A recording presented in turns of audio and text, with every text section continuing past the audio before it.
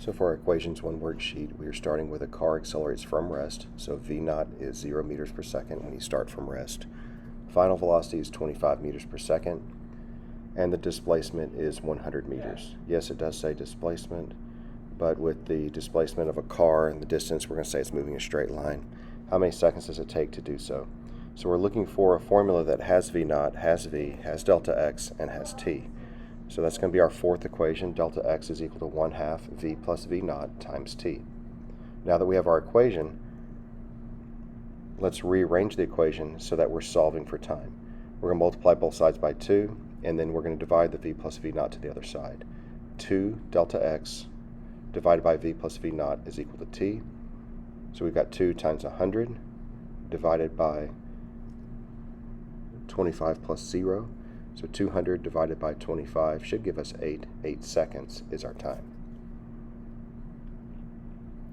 A kid on a bicycle going from 10 meters per second, so our initial velocity is 10 meters per second, hits the brakes and skids to a stop. So final velocity is 0. This is done in 2 seconds in order to avoid hitting a dog that's 8 meters in front of him. Does he avoid hitting the dog? So yes, it gives us a displacement of 8 meters, but we don't know if that's the displacement of the bike. It's just going to be what we're going to measure against. A lot of times it's so much easier to make a picture so we can see exactly what's going on. Pardon my drawing as I make it, but I'm going to have a bike moving from left to right with an initial velocity of v naught of 10 meters per second, final velocity of 0 meters per second, and 2 seconds to stop. They're moving towards a dog. Yeah, it's going to be my dog. Kind of funky looking dog, but dog nonetheless. And what we want to determine, what is the delta x of the bike? How far does it take to stop? And how does that compare to that 8 meters? Does he stop shorter than 8 or longer than 8? But we don't know what the delta x of the bike is. We need a formula that has v naught and v, time, and delta x. Basically the formula that has no acceleration in it because we're not dealing with acceleration here. Same formula as the last time. Delta x is 1/2 v plus v naught times t. Or 1/2 times, we have what, 0 plus 10 times 2. So half of 10 is 5, 5 times 2 is 10. So it takes us 10 meters to stop, so we're going to go beyond the dog. That's our 10 meters. So hopefully we're able to jump the bike over the dog or swerve around. You know, dog's fine. No one hurt the dog. Why would you hurt a dog? So we've overshot the dog by 2 meters because the dog was at 8 meters, we went 10. Number 3, a runner accelerates from rest.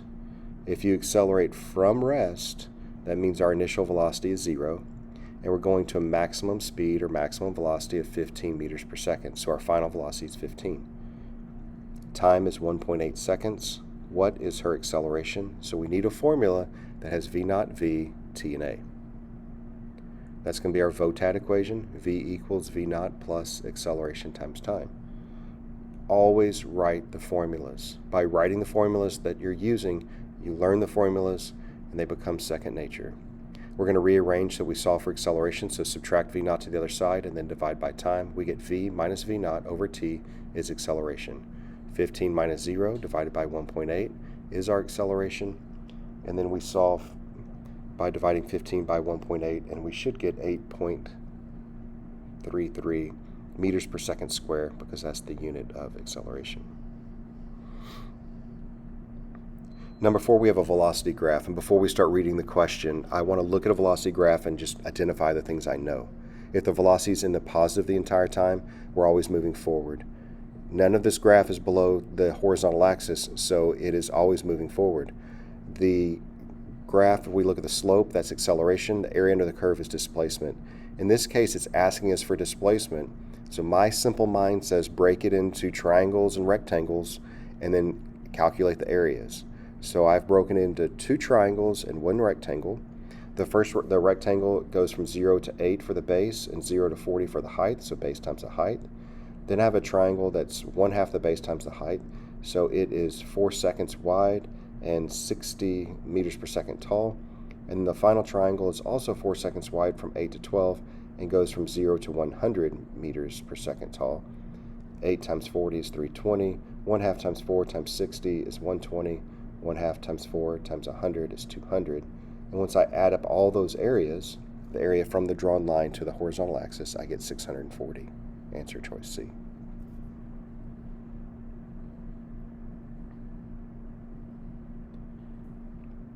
Looking at number 5, a Triumph sports car starts at rest, so the V0 is 0, and accelerates uniformly to a speed of 27. Now, I know it said the word accelerate, but it didn't give us a value, it didn't ask for it, so let's not get hung up. It tells us the initial speed is 0, the final velocity, or speed, 27 meters per second. Time is 11.8 seconds. Calculate the distance, the delta x, the car travels in this time interval.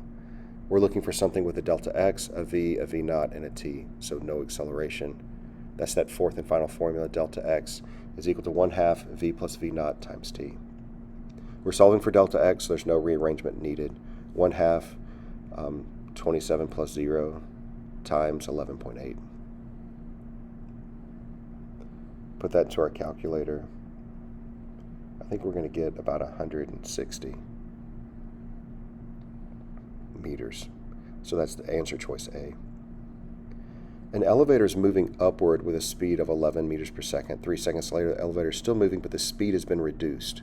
Well, if the velocity is up and it's slowing down, the speed's reduced, that means the acceleration must oppose it. Acceleration must be in the downward direction. If they're both pointed up, you're speeding up. If you're both pointing down, you're speeding up. But if you're slowing down, they have to be in opposite directions. So let's put our variables together. Initial velocity, v0, is 11 meters per second. Time is 3 seconds. Final velocity is 5 meters per second. What's the acceleration? So we're looking for a formula that has v0, t, v, and a. Well, that's our VOTAD. No delta x was mentioned, but we've got v is equal to v0 plus a times t. Rearrange, v minus v0 over t is equal to a. We just subtracted v0 to the other side and then divided by t. Let's put our numbers together. We would have 5 minus 11 divided by 3, or negative 6 divided by 3 once you do that math. You get negative 2 meters per second square is your acceleration. Negative 2 meaning it changed directions, so that's a good indication that it's going down now, but also we determined already that it should be in the downward direction. A landing airplane makes contact with the runway at a speed of 78 and moves towards the south. So the velocity is to the south, so I'm just going to point that downward because on a compass, south is down. After 18.5 seconds, the airplane comes to a rest. So it's slowing down. If the velocity is south and the plane is slowing down, what's the direction of the acceleration? If it was also south, the plane would be speeding up, but the plane's slowing down, so the acceleration has to be to the north.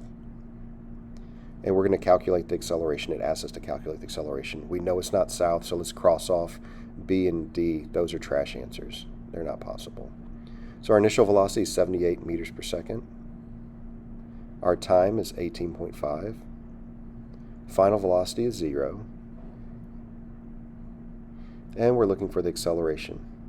We just got that formula rearranged in the previous problem, so we can just go ahead and say acceleration is v minus v0 divided by t. V is 0, v0 is 78, so 0 minus 78 divided by 18.5 the time. So negative 78 divided by 18.5. I should get negative 4.22. The negative showing a change of direction, but also our intuitive nature of being able to understand problems tells us that it's going to be to the north at 4.22 meters per second square. So we're going to use the following information for 8, 9, and 10. So we'll put it over the margin. We'll use it for each one. V0 is 0 because it's starting from rest. And then, let's see what else. Time is 11 seconds. And final velocity is 70 meters per second. Now, as I answer questions, I'm going to try not to use my answers for our given and subsequent questions, because what if I made a mistake?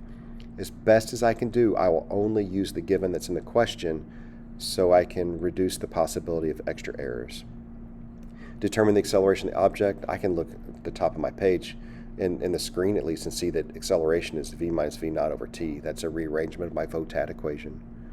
So I've got 70 minus 0 divided by 11. Throw that in my calculator. I think I'm going to get about 6.36 meters per second square. Also on those C and D answers, see the boxes? Those should have been negatives. Sending things out to print, the negatives just didn't print. I don't know why it didn't understand a negative.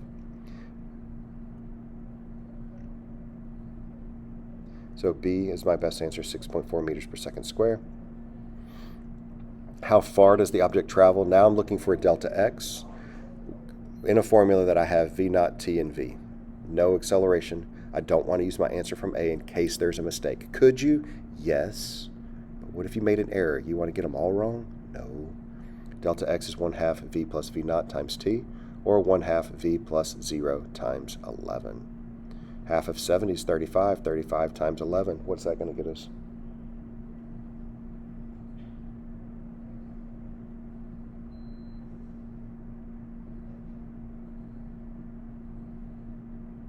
Looks like I'm getting 385 meters. 385 meters, closest answer is C. Let's be comfortable with rounding using different formulas. Once we get a solution we're confident in, finding the nearest answer to that on the multiple choice. What is the average velocity of this object during the first 11 seconds? Well, we have a uniform acceleration from 0 to 70. The midpoint would be the average. Sometimes you went 0, sometimes you went 70. We can't use that tactic if it was going 70, down to 50, up to 75, down to 0, kind of like driving down the highway. The fact that it was a uniform acceleration, we can find the midpoint. So I'm going to show the graph. Acceleration was linear, so the velocity started at 0, went up to 70, and that midpoint would then be 35. We can also say 0 plus 70 divided by 2 to find that. That's as long as the acceleration was linear.